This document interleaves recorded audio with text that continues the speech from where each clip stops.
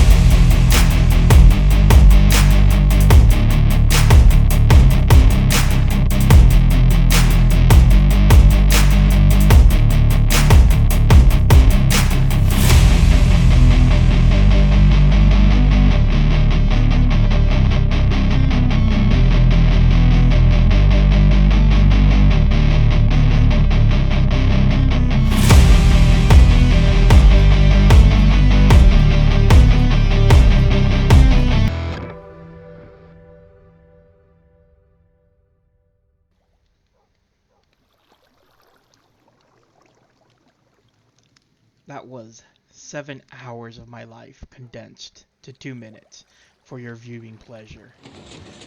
This took way longer than it needed to be. Bienvenidos, mi gente. Welcome to another episode of Here on My Realms. I'm not too sure what I'm going to call this series.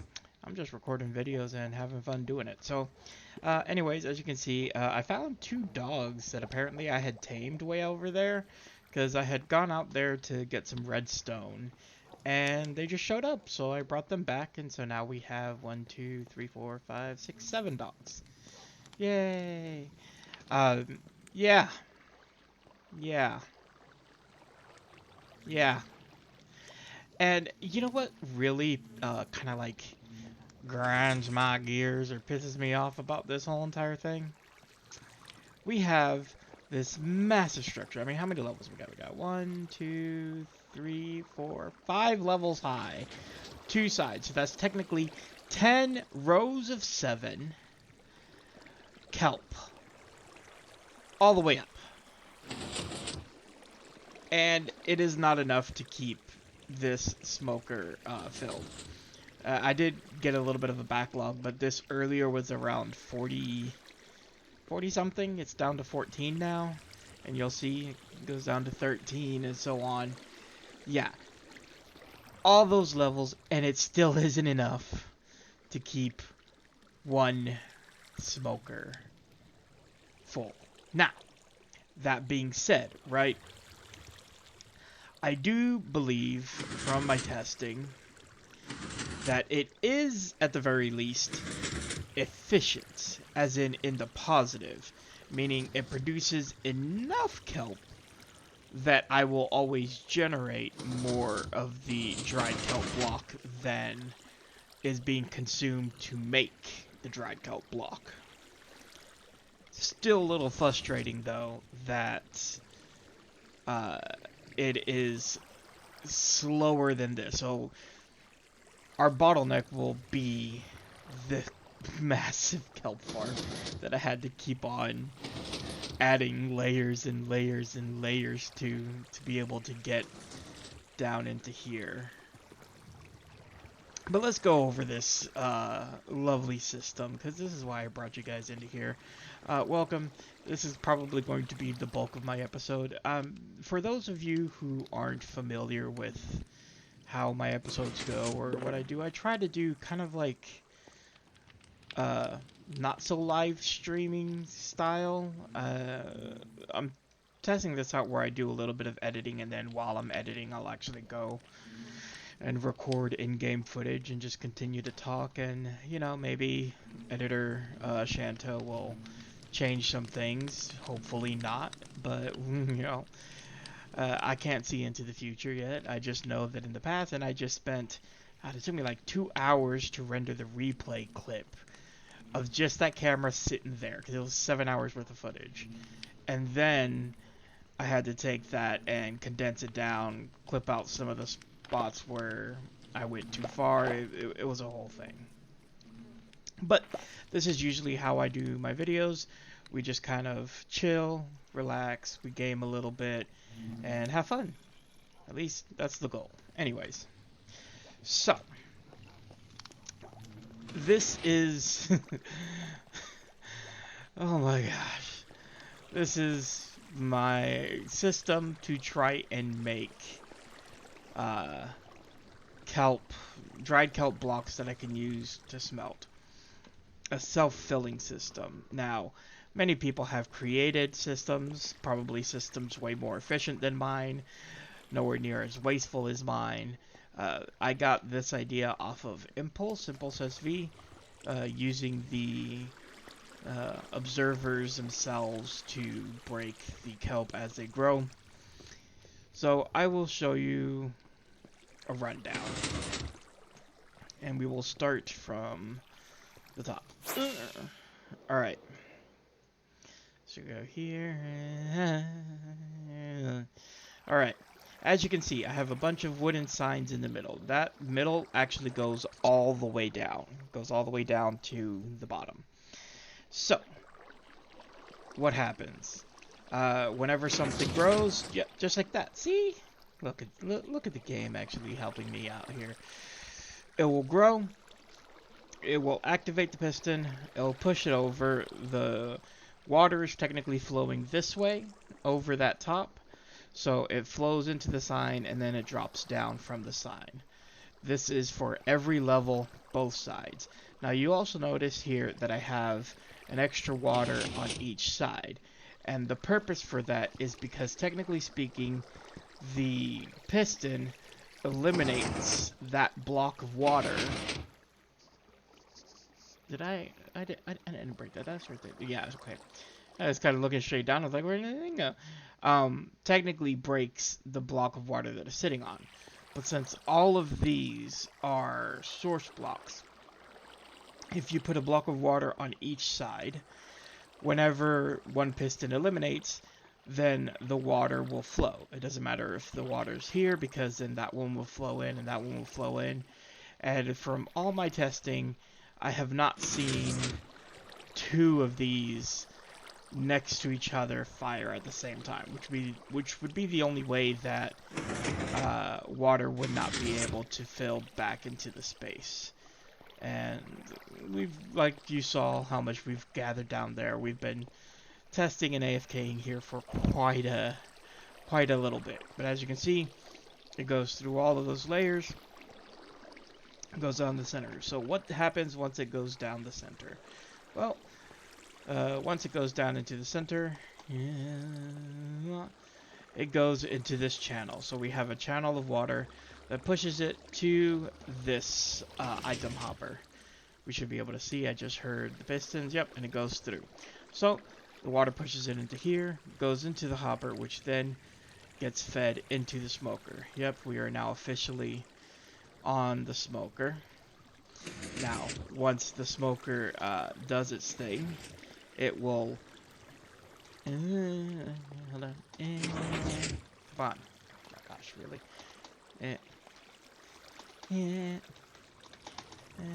Come on. There we go. That's always harder to get underneath these things than it seems. So, the smoker will then dish out to this hopper, which then gets injected into this crafter. As things get cooked, it shouldn't take too long. I think I can sit here for a minute or two. It will slowly fill up this crafter. Actually, we can go over here so we can see. And as you can see, as the signal goes around, it goes, and then eventually it'll hit there, activating that, which also activates the dropper above it. So when this activates, it will push the dried kelp block up into here, and because it is powered for that time, it will get pushed up into here, and then it'll go into this line here. Now this line will take it over here, but as you can see, we also pull down from here. Currently, this is where everything's at. It hasn't quite gotten deep enough to get all of the kelp in. I'm pretty sure that number has gone up. Pretty positive that number's gone up. Yeah, 37. Yeah. We're still rising in that number. Just very slowly, I think. I hope. I'm going to be mad if I'm losing kelp in this process. I'm going to be a little mad. I'm not going to make you sit here and wait because that one just pulled in. But, yeah, no. We should be fine. We should be fine. Right? Right, guys? Yeah, see, look. I'm about to have another one. This kelp block is not even a fraction done. Which means once that hits out, probably on that one, go ploop. And yep, we're back up to 37. See, yeah, and it will actually probably hit 38 before that fire itself dies. So we're always in the positive, which is the crucial thing. The problem is that when all of this is empty, we are barely in the positive. Like, I tested it by taking out everything from the system and putting only one dried kelp block to see if it could cycle through. And it took, like, I think 4 or 5 cycles before I was going from 1 and 0 to 1 and 2. As far as the return, right? It was giving me like 1.1 or 1.2 kelp blocks per. So it was definitely not going very smoothly. Yeah, so that was up to 38. Now it's down to 37. It should go back up to 38 and so forth. So, you know, it works, okay? That's the crucial thing about this, right? Is that it works. And that's the most that we can ask for it. So, once this line gets full, so we're going to have to fill up this whole entire line, then they will just continue to go down this way, all the way over to here. This just has your bog standard, hey, you have something, activate please, system. So whenever something gets in here, you know, fires off and be like, oh yeah, plops it up, brings it into here, and then we have our furnace array, which I will start to fill up from here, going forward, until everything is full.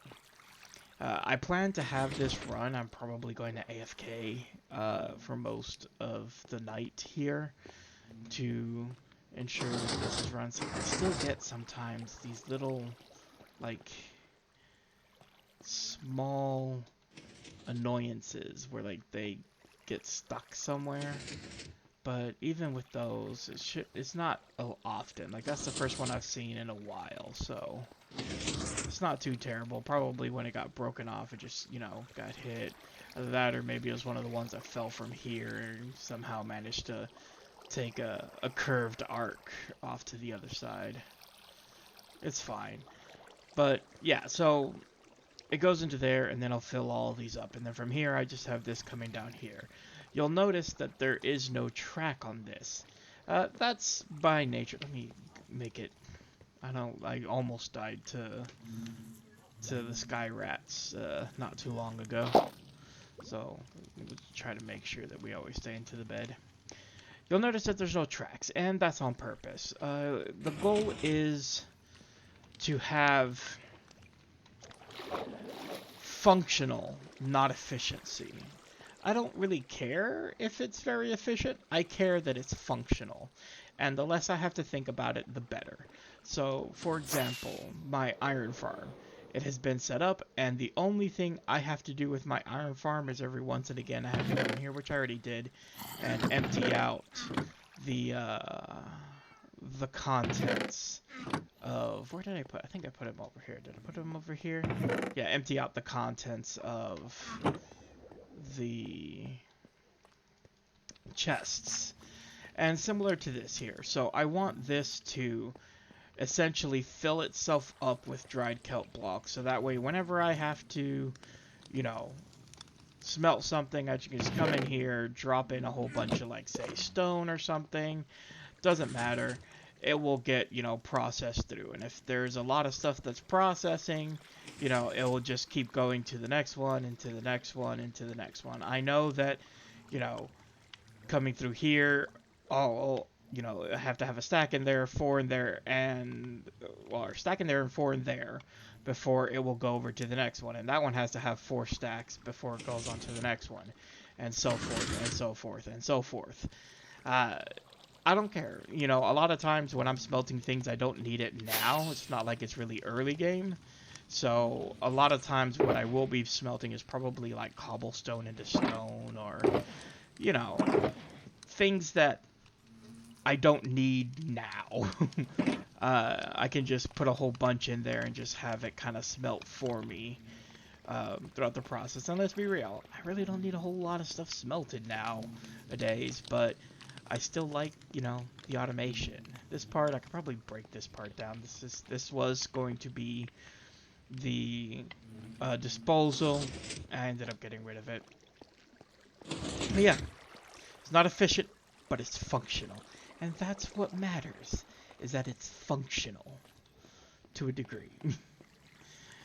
Oh man, I kept on adding layers to this, as you guys saw in the video. It just kept on adding layers, and I'm like, why is it not, like, it was always not enough. And you saw there, the last 2 layers, I thought, surely this has got to be enough. Don't call me Shirley. Surely it's got to be enough. But no, I had to add another layer, and I had to add another layer. And let's be real, if I really wanted to maximize the efficiency of this, I would probably have to add yet another layer. And that's, each layer is 41 observers. Okay?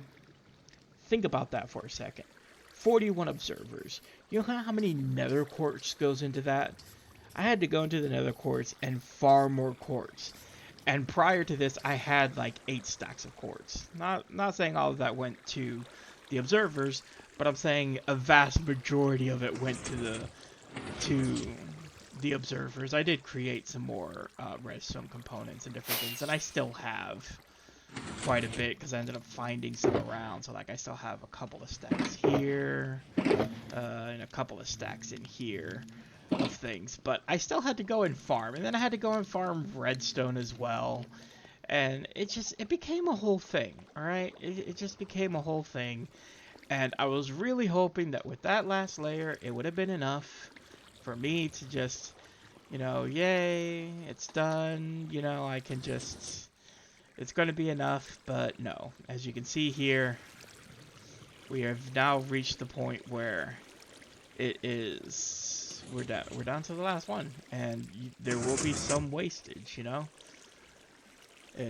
Thankfully, it's cycling enough that I will always net positive. That's what I tested earlier, was to ensure that I'm always netting positive. So it's firing off enough that it's still good on that regard. But it's a little frustrating that I still end up with moments like this, where we have wasted fire, you know. Kelp blocks don't last a whole very long, so, and you know, you just sit here and just like, oh look, I'm just watching the fire waste, you know. It can be frustrating, but it is what it is. You know, things do get in there pretty quick, and I have counted it. I do normally get more than 9. I think actually, like, it can be upwards of 11 to 12, I think, is actually what I'll end up getting. So, like, see right there, we've already gotten, I think, 4 for, like, 4 kelp have already been smelted with that much. And then there's another one, so then you got 5, 6. So, you know, it definitely produces more dried kelp than it consumes. Just not as efficient as I would like it to. Anyways, I think I've vented enough about the monstrosity that is this. Can we just... It's so frustrating. Why aren't you more effective? One thing that you'll notice with me is if I do use somebody else's design on something, I will do my best to give credit to them. However, understand that sometimes you gotta understand a couple of things. One, what does they call it? Sometimes they call it convergent evolution, where things end up converging and, you know, designing the same things. When you're working with a game, there's only so many ways you can do things, and sometimes you'll come up with a way and you'll be like, oh, you know, that's crazy good, and then you'll, you know, the comment section will be like, oh, so and so did it years ago and you're not giving credit. It's like, we can't be expected to know everything. All right, I, for the most part, try to do things myself. That's why my stuff is very much spaghetti redstone, and a lot of it is highly inefficient. Is because I want to learn. I want to try and learn how things work. And do I take ideas? Yeah, like I mentioned, this right here, I saw it on an Impulse video for his Hermitcraft Season 10, and I said, that's genius, I didn't even think that was possible. So I definitely took this design from Impulse SV when creating this. However, his design is still a little different. I think he used iron bars and used a different kind of way to get everything to sort in, whereas I chose to bring it all into a center line and drop it down. Those are, you know, some of the differences that are in there. And I'm not too sure how he dealt with this, because I don't know if he has this here. I'd have to go back and check the video. Because again, I didn't look at the video when I was doing it. The thing I took from him was that you can put kelp on observers, and I did not know that. And so when you do that, that makes stuff like, you know, that much more simpler, because it's just there. It's expensive, but simple. And that being said, so whenever you guys see me, you know, walk through certain stuff, just know that if I did pull it from somebody else's video, I will do my best to give them credit. However, sometimes convergent designs converge, and, you know, you'll end up making something similar, if not the same, as somebody else. Anyways, that was a lot of rambling. I rambled for 20 minutes. I mean, I swear. It's like I have these grandiose ideas. It's like, how do they do that? Like, how do they pack so much into an episode? I'm literally here just yammering about and wasting rockets by, you know, doing that about a build that I spent 7 hours on. I mean, I guess, yeah, I spent 7 hours on a build. So, me yammering for 20 some odd minutes is definitely not too horrible, but anyways, what was I saying? Point is,